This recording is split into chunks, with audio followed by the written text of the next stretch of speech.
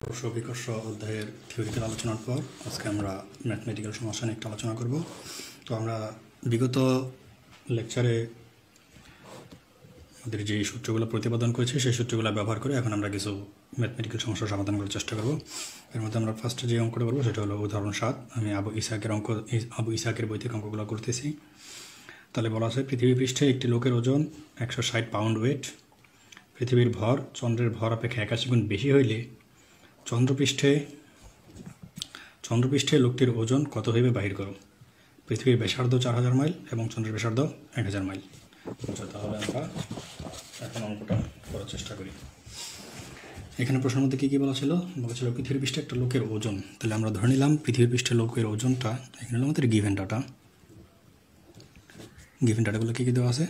যেহেতু পৃথিবী পৃষ্ঠে ওজন, তাহলে আমরা ধরলাম এটা WE, এই দ্বারা আমি বোঝাচ্ছি আর্থ। আমরা একটা সূত্র শিখছিলাম W1/W2, এরকম আমরা এটাকে আর্থের মাধ্যমে রূপান্তর করতেছি। তাহলে এখানে দেওয়া ছিল আমাদের 160 পাউন্ড ওয়েট। পৃথিবীর ভর চন্দ্রের ভর অপেক্ষা 81 গুণ বেশি। তাহলে আমরা চন্দ্রের ভরটাকে ধরে নিই M, এটা M দিলাম, মুন।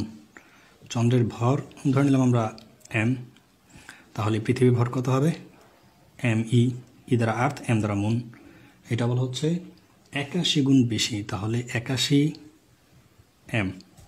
আমাদের চাঁদের যে ভর, সেই চাঁদের ভর চাইতে পৃথিবীর ভর 81 গুণ বেশি। চন্দ্রপৃষ্ঠে লোকের ওজন কত? তাহলে চন্দ্রপৃষ্ঠে লোকের ওজন কত এটা আমার কাছে জানতে চাওয়া হয়েছে। এখানে আমার আরও একটু ডাটা দেওয়া আছে, সেটা হচ্ছে পৃথিবীর ব্যাসার্ধ 4000 মাইল, চন্দ্রের ব্যাসার্ধ 1000 মাইল। তাহলে এই হলো আমাদের পৃথিবীর ব্যাসার্ধ, যেটা বলা আছে 4000 মাইল। আরেকটা হলো আমাদের চাঁদের ব্যাসার্ধ, যেটা বলা আছে 1000 মাইল। তাহলে আমরা যে সূত্রটা শিখছিলাম, সূত্রটা কী ছিল? আমাদের সূত্রটা ছিল সেটা উদাহরণ 7, WE/WM সমান ME/MM into RM/RE whole square. যদি আমরা সূত্রটা শিখছিলাম W1/W2 সমান M1/M2 into R2/R1 whole square. এটা জাস্ট আমরা 1 আর 2 এর জায়গায় আর্থ এবং মুনের মাধ্যমে কনভার্ট করে নিচ্ছি, যাতে আমাদের বুঝতে সুবিধা হয়। এখন জাস্ট আমরা একটু ডাটাগুলো বসাই দিই, তাহলে আমাদের অঙ্কটা ইজিলি 3-4 লাইনের মধ্যে হয়ে যাবে। WE এর মান দেওয়া আছে আমাদের 160, WM হলো আমাদের রিকোয়ার্ড জিনিস, ME এটা হলো 81 M, MM এটা হলো just M, RM 1000, RE 4000 square. তাহলে আমাদের সূত্রটা আমরা এখানে লিখলাম। এখন আমরা জাস্ট একটু যদি ক্যালকুলেশনে চলে আসি, এখান থেকে M আর M কাটা যাচ্ছে, এখান থেকে আমরা 3টা শূন্য অটোমেটিক্যালি বাদ দিয়ে দিতে পারি। আমাদের এখানে থাকে 160 WM সমান 81, আর এটা জাস্ট 4 হয়ে যাবে 16। তাহলে আমাদের লাগবে হলো WM। তাহলে WM সমান আমরা কি লিখতে পারি 160 × 16 ডিভাইড বাই 81। এখানে আমরা জাস্ট একটু ক্যালকুলেটরের মাধ্যমে এটা সমস্যাটাকে সমাধান করার চেষ্টা করি। এখানে আমাদের মানটা আসবে কত 160 × 16, তাহলে পরে আসতে আসতে 160 × 16 ডিভাইড বাই নিচে আছে 81। তাহলে আমরা ফর্মুলা পেয়ে গেলাম, অ্যান্সার পেয়ে গেলাম 31.6। তাহলে আমাদের রেজাল্ট চলে আসবে 31.6 পাউন্ড ওয়েট। এটা আমাদের প্রথম অঙ্কের অ্যান্সার।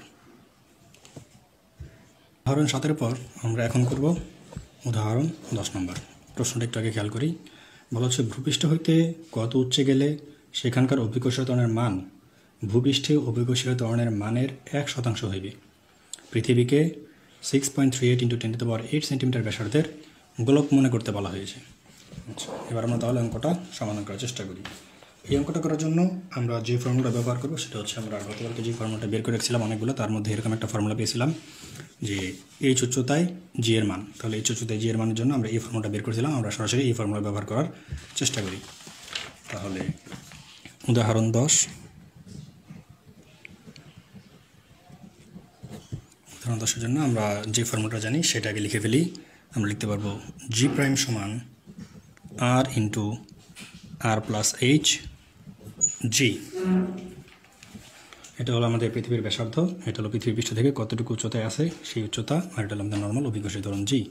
আর আমাদের যে গিভেন ডাটা ছিল সেই গিভেন ডাটার মধ্যে কী কী দেওয়া ছিল, পৃথিবীকে 6.3 × 10⁸ সেন্টিমিটার ব্যাসার্ধের গোলক মনে করতে বলা হয়েছিল, অর্থাৎ এই আর এর মানটা দেওয়া ছিল।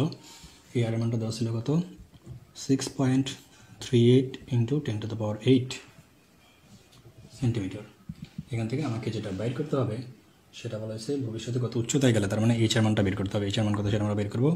আর বলা হয়েছে এই যে আমরা এইচ উচ্চতায় গেলাম, অর্থাৎ এটা যদি আমাদের সেই পৃথিবীটা হয়, এটা হলো তার আর এর মান। এইখান থেকে আরও আমরা এইচ উচ্চতায় আসলাম, এইখানে যে জি এর মান, সেই জি এর মানটাকে আমরা জি প্রাইম ধরেছিলাম, তাহলে এখানে জি প্রাইমের মানটা বলা আছে 1%, অর্থাৎ 100/1 এরকম জি এর 1/100। তাহলে এটাকে আমরা লিখে ফেলতে পারি g/100। এখন আমরা জাস্ট সূত্রের মানগুলো বসাই দিলে আমাদের অঙ্কগুলো হয়ে যাবে। এখানে লিখতে পারবো আমরা g/100, জাস্ট জি প্রাইমের জায়গায় মানটা বসাই দিয়েছি। এখান থেকে আমরা এখানে আমাদের r/r+h² × g, এই জি আর এই জি আমাদের কাটা চলে যাচ্ছে, এই স্কোয়ারটাকে আমি পাশে নিয়ে আসলে রুট হয়ে যাবে, এটা হয়ে যাবে 1/10। এখানে ছিল r/r+h, যদি আমরা আর গ্রহণ করি তাহলে আসবে 10r = r+h। জাস্ট এটা স্থানান্তর করলে এই পাশে নিয়ে আসলে আমরা পাবো 10r - r = h, অর্থাৎ h = 9r। 9 × r এর মান আমাদের যেটা দেওয়া ছিল আমরা সেই মানে জাস্ট এখন বসাই দিলে হচ্ছে 6.38 × 10⁸। তাহলে এখান থেকে আমরা সেই মানটা পেয়ে যাব। তাহলে এখন আমাদের ক্যালকুলেশন কি বলতেছে, এখন আমাদের ক্যালকুলেশন আসবে 9 × 6.38 × 10⁸, 57.42 × 10⁸ সেন্টিমিটার। এটা হলো আমাদের এই অঙ্কের অ্যান্সার।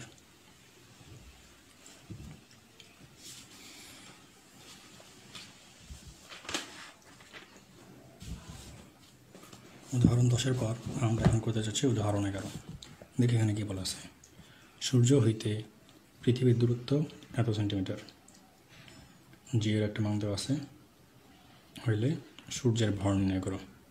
এখানে বলা হচ্ছে 365 দিন 1 বছর ধরে এলো, অর্থাৎ এই যে সূর্য হইতে পৃথিবীর যে দূরত্ব, পৃথিবী যে সূর্যকে কেন্দ্র করে ঘুরতেছে, সেই ঘুরে আসতে তার সময় লিখতেছে 365 দিন, সেই টাইমটা আমার এখানে দেওয়া আছে। তাহলে আমরা এই অঙ্কটা এখন সমাধান করার চেষ্টা করি। এখন আমরা করতেছি উদাহরণ 11। তাহলে আমরা মহাকর্ষীয় সূত্র জানি, F = g/m/r²। এটা আমরা আগে থেকে জানি। আর আমাদের গিভেন ডাটাগুলো যেগুলো দেওয়া আছে সেগুলো আমরা লিখবো এখন। আর এখানে আমাদের আরেকটা যে ফর্মুলা লিখবে সেটা হলো, যেহেতু আমরা এখানে একটা চিত্র, এটা হলো আমাদের সেই সূর্যটা, এইখানে তার কক্ষপথে পৃথিবী যেহেতু ঘুরতেছে, ঘুরে আসতে সময় লাগতেছে 365 দিন, তার পরিভ্রমণকাল হলো 365 দিন। তাহলে সেই যেহেতু ঘুরতেছে, তার ঘূর্ণনের জন্য তার একটা কেন্দ্রমুখী বল থাকবে। আমরা সেই কেন্দ্রমুখী বল FC এটাকে ধরলাম m⍵²r। যেহেতু সে ঘুরতেছে সেই জন্য আমরা রৈখিক বেগ না নিয়ে কৌণিক বেগ নিয়েছি। এখানে দুটো অবশ্যই সমান না হলে সে ঘুরতে পারতো না, তার কক্ষপথ থেকে ছিটকে যেত। তাহলে বাই কন্ডিশন এখানে আমরা লিখতে পারি, বা আমরা এখানে লিখতে পারবো প্রশ্ন মতে, এটা আমরা ডিফল্ট অপশন হিসেবে লিখতে পারি। এটা চলে আসবে F = FC। তাহলে এখানে মানগুলো বসাই দিচ্ছি জাস্ট gm/r², m⍵²r। এখানে একটু ধারণা আগে পাল্টে নাকি আগে ধারণাটা ভাঙিয়ে দিই। এখানে আমরা কিন্তু যখন সূত্রটা প্রতিপাদন করছিলাম, এই এমটা ছিল ক্যাপিটাল M পৃথিবী, কারণ তখন পৃথিবীকে কেন্দ্র করে কোনো একটা বস্তুকণা জন্য আমরা বের করছিলাম। এখন কিন্তু আমাদের সেন্টার টার্মিনালে আছে সূর্য, তাহলে এখানে বড় হাতের এম দ্বারা কিন্তু আমরা সূর্যের ভরটা বোঝাচ্ছি, ছোট হাতের এম দ্বারা আমরা পৃথিবীর ভরটা বোঝাচ্ছি। সেই জন্য এখানে আবার আপনার ছোট হাতের এম দ্বারা পৃথিবীটি বোঝাচ্ছে, যেহেতু পৃথিবী ঘুরতে যায়, এটা পৃথিবীর ঘূর্ণনের জন্য। তাহলে এখন আমরা এই এম আর এম বাদ দিয়ে দিতে পারবো। তাহলে এইখানে যে এমটা থাকবে এটা হলো সূর্যের ভর, এটি আমাকে বের করতে হবে। তাহলে এখান থেকে আমরা আসলে যেটা বের করব এম, সেটা লিখতে পারবো ω²r³ / g। এখন এই যে এই ওমেগাটাকে আমাদের আরেকটু ভাঙাইতে হবে। ওমেগাটিকে আমরা জানি 2π/t, স্কোয়ার আর কিউব বাই জি। আমরা এখানে চলে আসি স্থান সংকুলন না হওয়াতে। তাহলে এখানে আমাদের ছিল m সমান, এটাকে আমরা লিখে ফেলতে পারি 4 পাই স্কোয়ার আর cube by G T square. এখন আমাদের যে ডাটাগুলো ছিল সেই সব ডাটাগুলো সব দেওয়াই আছে, আমরা জাস্ট মানগুলো বসাই দিই। এখানে আসবে 4 পাই স্কোয়ার আর এমন আমাদের দেওয়া ছিল 1.49 ইন্টু 10⁻13। এখানে ছিল আমাদের কিউব, যের মান তো আমরা অটোমেটিক্যালি জানি 6.66 ইন্টু 10⁻8। আর টি এর মান বলা ছিল 365 দিন, তাহলে এই হলো আমাদের 365 দিন। এখন এটাকে আমরা যদি সেকেন্ডে কনভার্ট করতে চাই তাহলে আগে আমাদের নিতে হবে দিন থেকে ঘন্টা, তারপর নিতে হবে ঘন্টা থেকে মিনিট, তারপর নিতে হবে মিনিট থেকে সেকেন্ড। এই রেখে দিলেই আমাদের অঙ্কটা এখন হয়ে যাবে। জাস্ট এটা আমাদের এখন ক্যালকুলেটারে সমাধান করব, সমাধান করলে আমরা মানটা পেয়ে যাব। সো আমরা ক্যালকুলেটারের মাধ্যমে একটু মানটা আউট করার চেষ্টা করি। কত আসে? 4 পাই স্কোয়ার ইন্টু 1.49 ইন্টু 10⁻13। এটা ছিল আমাদের উপরের ডাটা, কিউব ছিল কিউব। এবার আমরা নিচে ডাটাটা বসাই। এখানে কত ছিল? 6.66 ইন্টু 10⁻8 ইন্টু আমাদের আর ছিল 365 ইন্টু, আমি এই অংশটুকুকে একেবারে লিখে ফেলতে পারি 86,400, কারণ আমরা জানি একদিনে 86,400 সেকেন্ড, তোমরা গুণ করলেও সেটা বের হবে। তাহলে আমি লিখে দিলাম 86,400। ফাইনালি আমার ছিল একটা স্কোয়ার, তাহলে এটার উপর আমরা দেবো স্কোয়ার। তাহলে এখান থেকে আমরা আমাদের অ্যান্সারটা পেয়ে যাব। আমাদের অ্যান্সারটা আসতেছে কত? দেখো 19.71। তাহলে 19.71 ইন্টু 10⁻32 গ্রাম। তাহলে এখান থেকে আমরা সূর্যের ভর পেয়ে গেলাম 19.716 ইন্টু 10⁻32 গ্রাম। এটা হলো আমাদের এই অঙ্কের অ্যান্সার। 11 পর আমরা এখন করব উদাহরণ 20। আমি আসলে এমন অঙ্কগুলো বেছে নিচ্ছি যে অঙ্কগুলো করতে আমাদের সমস্যা হতে পারে। এছাড়া আমি যে অঙ্কগুলো স্কিপ করতেছি আশা করি তোমরা ম্যাক্সিমাম ওই অঙ্কগুলো পারবে, আর না পারলে তো আমাদের গ্রুপ আছেই সমস্যার সমাধান করার জন্য, তোমরা বাই ডিফল্ট অনুযায়ী করতে থাকো। দেখো উদাহরণ 20, এটা কি বলতেছে? একটা মিনারের শীর্ষদেশ হইতে একটা বন্দুকের গুলিকে আনুভূমিকভাবে 500 ফুট বেগে ছোড়া হইল এবং 2 সেকেন্ড পর ভূমি স্পর্শ করিল।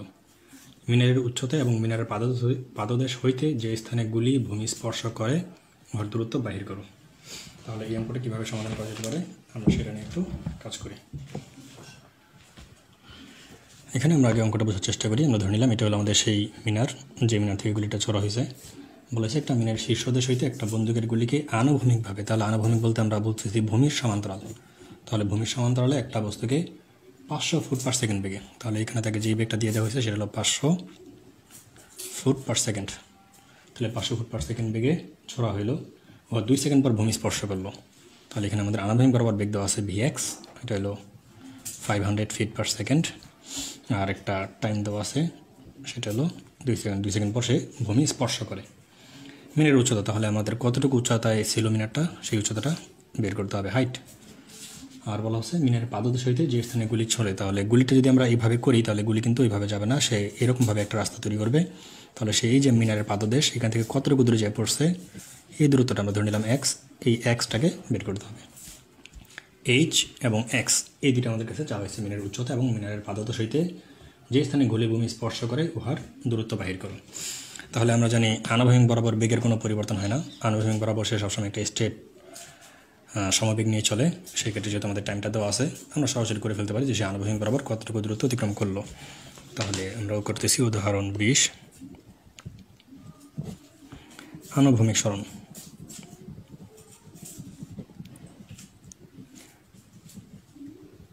আনুভূমিক সরণ এক্স, এটা হবে ভিটি।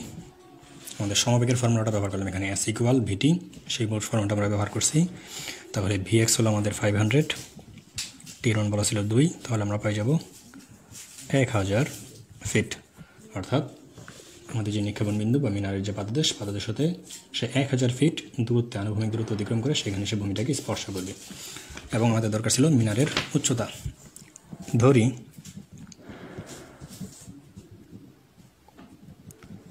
মিনারের উচ্চতা h। তাহলে আমরা কিন্তু বলেছিলাম সূত্র প্রতিপাদনের সময় কোনো একটা বস্তুকে উপর থেকে ছেড়ে দিলে তার আদিবেগ 0 হবে যদি না তাকে বেগ দিয়ে দেওয়া হয়।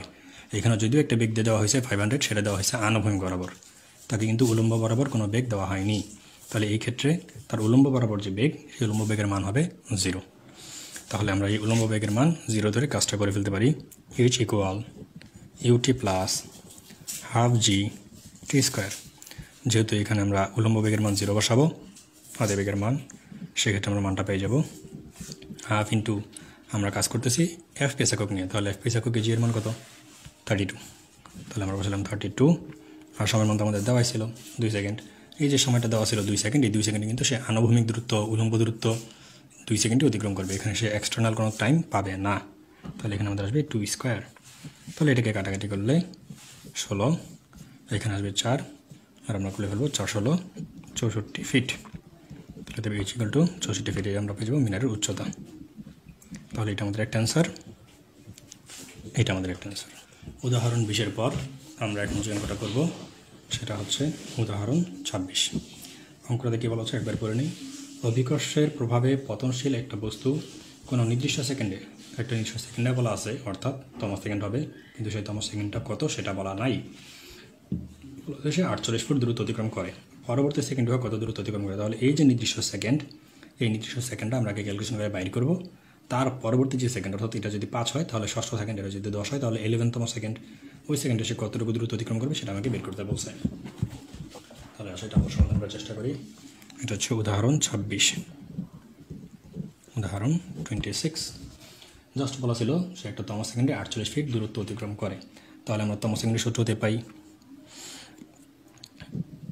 HTH সমান U প্লাস হাফ জি 2t মাইনাস 1। এটা হলো আমাদের তম সেকেন্ডের সূত্র। নিশ্চিত আমাদের মনে আছে এটা গতির অধ্যায়ের একটা গুরুত্বপূর্ণ ফর্মুলা। তাহলে আমাদের সেই তম সেকেন্ডের দূরত্বটা দেওয়া আছে, আমরা তম সেকেন্ডের দূরত্বটা এখানে অ্যাপ্লাই করতে পারি। কত দেওয়া ছিল? 48। যেহেতু বস্তুটা অভিকর্ষের প্রভাবে পড়তেছে, অর্থাৎ উপর থেকে পড়তেছে, তার আদিবেগ কত হবে? 0 হাফ, এটা আমরা তো এই 48 এটা দেওয়া ছিল আমাদের ফিটে, তাহলে জি এর মান আসবে 32, আর এখানে ছিল 2t মাইনাস 1, এটাকে কাটাকাটি করলে আমরা পাবো 16। তাহলে 16কে 16, 16 32, 3 16 48, এখানে মান আসবে 3। তাহলে এখান থেকে আমরা মান পাবো 3, 2t মাইনাস 1।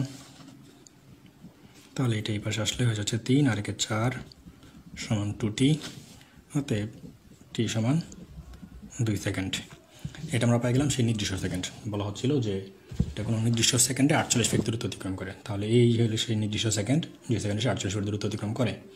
তারপর আমাকে চাচ্ছিল যেটা, সেটা হলো পরবর্তী সেকেন্ডে, অর্থাৎ পরবর্তী সেকেন্ড বলতে আমরা কী বুঝতেছি, এই যে সে 2 সেকেন্ডে যে দূরত্ব অতিক্রম করছিল তার পরবর্তী সেকেন্ড, অর্থাৎ পরবর্তী সেকেন্ড, পরবর্তী সেকেন্ড হবে 2 + 1 = third second, sorry hardly third second. তাহলে 3তম সেকেন্ডের জন্য আমরা আবার দূরত্বটা বের করে ফেলি। এগেইন HTH সমান U প্লাস হাফ জি 2t minus 1, 0 plus half into 32 into 2 into 3 minus 1, 16, 3 দুগুণে 6 বিয়োগ 1 5, 5 16 কত? 80। তাহলে আমাদের অ্যান্সার চলে আসবে 80 ফিট। এই যে অ্যান্সার চলে আসবে আমাদের 80 ফিট। উদাহরণ 26-এর পর আমরা এখন যে অঙ্কটা করবো সেটা খুবই গুরুত্বপূর্ণ একটা অঙ্ক, একটু ভালোভাবে বোঝার চেষ্টা করো। আমরা এখন অঙ্ক করব উদাহরণ 28। অঙ্কটা কী বলছে, ঊর্ধ্বগামী একটা বেলুন হইতে একটা প্রস্তর ছাড়িয়ে দেওয়া হইল, অর্থাৎ বেলুনটা যাচ্ছিল উপরের দিকে, সেই বেলুন থেকে একটা পাথর ছেড়ে দেওয়া হইল। প্রস্তর ফেলিবার সময় বেলুনটি 200 ফুট ঊর্ধ্বে ছিল। যেই মুহূর্তে বেলুন থেকে পাথরটা বিচ্ছিন্ন হয়ে গেছে সেই সময় বেলুনটা ছিল 200 ফুট উপরে এবং উহা 6 সেকেন্ডে ভূপৃষ্ঠে পৌঁছাইল। তাহলে এই যে পাথরটা যেখান থেকে পড়ে গেছে সেই পাথরটা ভূমিতে পৌঁছাতে সময় লাগছে 6 সেকেন্ড। পাথরটি ছাড়িবার সময় বেলুনের বেগ কত ছিল? তাহলে ছাড়ছে পাথর, সব কিছু কাজ হচ্ছে পাথর নিয়ে, কিন্তু আমার কাছে চাইছে বেলুনের বেগ কত, এবং আরেকটা জিনিস চাইছে সেটা হলো পাথর কত বেগে ভূপৃষ্ঠকে আঘাত করে। আচ্ছা, তাহলে এই জায়গাটা নিয়ে আমাদের ফার্স্টে কাজ করতে হবে, বেলুনের বেগ কত ছিল। এখানে একটা জিনিস আমাদের জানার বিষয়, সেটা হচ্ছে যখন কোনো একটা বস্তু থেকে কোনো কিছু বিচ্ছিন্ন হয়ে যায়, সেই সময় যেই বস্তু থেকে বস্তুটা বিচ্ছিন্ন হয় সেই বস্তুর বেগই ওইটার সমান বেগ থাকে, দুইটারই সমান বেগ থাকে। যেমন আমরা যখন বাস থেকে বিচ্ছিন্ন হয়ে যাই, সাপোজ এটা আমরা ধরে নিলাম একটা বাস থেকে যখন আমরা নামি, যাত্রী যখন নামে, তখন বাসটা যদি সম্পূর্ণ স্থির অবস্থায় না থাকে, যদি বাসের কোনো পরিমাণ বেগ থাকে, তাহলে আমাদের কিন্তু একটু সামনের দিকে দৌড় দেওয়া লাগে। এর কারণ কি, ওই যে নিউটন সাহেব প্রথম সূত্রটা যে দিয়েছিল গতির, জড়তার সূত্র, সেই জন্য এই কাজটা করা লাগে। বাস যে বেগে গতিশীল ছিল, আমরাও সে বেগে গতিশীল ছিলাম, তো বাসের সাথে সামঞ্জস্য রাখার জন্য আমাদের সেই বেগটা মেনটেন করার দরকার হয়, সেই জন্য আমাদের সামনের দিকে একটা বেগে দৌড় দিতে হয়। অর্থাৎ যে মুহূর্তে বাস থেকে আমি বিচ্ছিন্ন হয়ে যাচ্ছি, সেই মুহূর্তে আমার মধ্যে বাসের সমপরিমাণ একটা বেগ থাকে। এইখানে আমাদের যে কাজটা হচ্ছে সেটা হচ্ছে একটা বেলুন থেকে একটা পাথরকে বিচ্ছিন্ন করে দেওয়া হয়েছে। তাহলে এই বেলুনটা যেহেতু ঊর্ধ্বগামী ছিল, বেলুন যে বেগে ঊর্ধ্বগামী ছিল, পাথরটা ঠিক সেই বেগে ঊর্ধ্বগামী ছিল। তাহলে পাথরটা যদি সে বেগে ঊর্ধ্বগামী থাকে, যখন এইটা থেকে এটা নিক্ষিপ্ত বিচ্ছিন্ন হয়ে যাবে, তাহলে সেই মুহূর্তে এই যে প্রস্তরকণাটা আমি এখানে লিখলাম পাথরটাকে, তাহলে এই পাথরকণাটা একটা বেগ থাকবে। সেই বেগটা কত হবে, বেলুনের যে বেগ ছিল সেই বেগটা থাকবে পাথরের বেগ। বেলুন কোন দিকে গতিশীল ছিল, উপরের দিকে, তাহলে পাথরটা কোন দিকে গতিশীল থাকবে, উপরের দিকে। তাহলে এইখানে পাথরটার বেগ কত সেটা আমরা ধরে নিলাম ইউ। এইখানে পাথরের যে বেগ সেটাই হবে আমাদের বেলুনের বেগ। এই জন্যই আমরা আসলে পাথর দিয়ে বেলুনের বেগটা বের করতে পারবো, কারণ বেলুন থেকে বিচ্ছিন্ন হওয়ার মুহূর্তে পাথরের বেগ এবং বেলুনের বেগ একই বেগ। তাহলে এইখানে কি করতেছে দেখি, পাথরে যেহেতু একটা আদি বেগ নিয়ে ছুটে গেছে, তাহলে সে একটা নিশ্চয় বেগ নিয়ে সামনে উপরে যাইতে থাকবে, যাওয়ার ফলে একটা সময় তার বেগ 0 হয়ে যাবে, তারপরে সে আবার নিচের দিকে পড়তে থাকবে। তাহলে ধরে নিলাম এটা হলো আমাদের সেই ভূমি। তাহলে যদিও সে এতটুকু রাস্তা অতিক্রম করে আসছে, কিন্তু আলটিমেটলি তার স্মরণ হয়েছে কতটুকু, এই যে এইটুকু, যতটুকু ভূমি থেকে চোতায় নিক্ষিপ্ত হয়েছিল। অর্থাৎ যেই মুহূর্তে বস্তুকণাটা বিচ্ছিন্ন হয়েছে, সেই মুহূর্তে ভূমি থেকে সে যতটুকু উচ্চতায় ছিল, আলটিমেটলি তার স্মরণ হচ্ছে অতটুকুই। এখন এইখান থেকে এইখানে পৌঁছাতে তার যে সময় লেগেছিল, সেই সময়ের পরিমাণ বলা ছিল কত আমাদের, 6 সেকেন্ড। এখানে মানটা দেওয়া ছিল 6 সেকেন্ড। বছর ঊর্ধ্বগামী একটা বেলুন হইতে একটা প্রস্তর ছাড়িয়ে দেওয়া হলো, প্রস্তর ফেলিবার সময় বেলুনটি 200 ফুট ঊর্ধ্বে ছিল, অর্থাৎ এইখানকার যে হাইট এটা আমাদের দেওয়া আছে 200। তাহলে আমরা এইচটা ব্যবহার করতে পারবো 200 ফিট। উহা 6 সেকেন্ডে ভূপৃষ্ঠে পৌঁছালো, পাথরটা ছাড়িবার সময় বেলুনের বেগ কত ছিল। তাহলে এটা আমরা খুব ইজিলি বের করে ফেলতে পারি। উদাহরণ 28। তাহলে এটা আমরা খুব সহজে বের করে ফেলতে পারবো কোন formula, H = UT plus half g t square, এই ফর্মুলার মাধ্যমে। কিন্তু এইখানে একটা কিন্তু থেকে যায়। কীরকম কিন্তু দেখি, পাথরটা এইখান থেকে এখানে আসছে, তার স্মরণ কোন দিকে, অভিকোষীয় ত্বরণ যেই দিকে তাকে টানতেছে সেই দিকে, অর্থাৎ ধনাত্মক দিকে। জি এর মান কোন দিকে, নিচের দিকে, এটাও ধনাত্মক। তাহলে আমাদের এই যে উচ্চতাটা মানে স্মরণটা কোন দিকে, আগে বলে নিয়েছি এটা অভিকোষীয় ত্বরণের দিকে, কিন্তু আমাদের আদি বেগটা এই ফার্স্টে নিচের দিকে ছিল। আদি বেগ তো ইউ, এই যে ইউটা কোন দিকে কাজ করতেছিল, উপরের দিকে না নিচের দিকে, অবশ্যই উপরের দিকে, যেহেতু বেলুনটা ঊর্ধ্বগামী ছিল। সব কিছুই করতেছে নিচের দিকে, কিন্তু ইউটা কাজ করতেছে উপরের দিকে। যেহেতু এটা বিপরীত দিকে কাজ করতেছে, সেই জন্য এই ইউটাকে, আদি বেগটাকে আমরা ঋণাত্মক ধরে কাজ করব। তাহলে এখানে আমরা একটা কিছু লিখতে হবে, সেটা কি লিখব, প্রস্তর খণ্ডটি ঊর্ধ্বমুখী হওয়ায়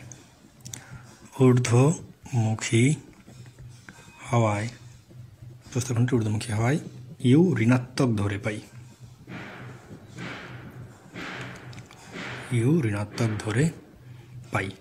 আচ্ছা, ইউ যদি ঋণাত্মক ধরে পাই, তাহলে কি লিখতে পারবো, H সমান -UT plus half g t square. আমাদের কিন্তু আর কোনো পরিবর্তন নাই, জাস্ট সামনে ইউ যেহেতু ঋণাত্মক, সামনে একটা মাইনাস চলে আসলো। এখন আমরা জাস্ট ডাটা বসিয়ে দিলে আমাদের অঙ্ক হয়ে যাবে। এইচ এর মান আমরা জানি 200, -U, টি এর মান আমরা জানি 6, হাফ, জি এর মান আসবে কত, এফপিএসে করতেছি তোমরা, তাই তো এফপিএসে করতেছি, জি এর মান আসবে 32, টি এর মান প্লাস 6 স্কয়ার। এখন এটাকে যদি আমরা ক্যালকুলেশন করি, এটা আসবে 16। তাহলে এখান থেকে আমরা পাচ্ছি 6U সমান 16 × 6 স্কয়ার, কত আসে, 16 × 6 স্কয়ার আসবে 576। তাহলে পাশে ছিল 576 মাইনাস 200। আমি এটাকে এই পাশে আনলাম, এটাকে এই পাশে পার করে দিলাম। তাহলে 576 বিয়োগ 576 বিয়োগ 200,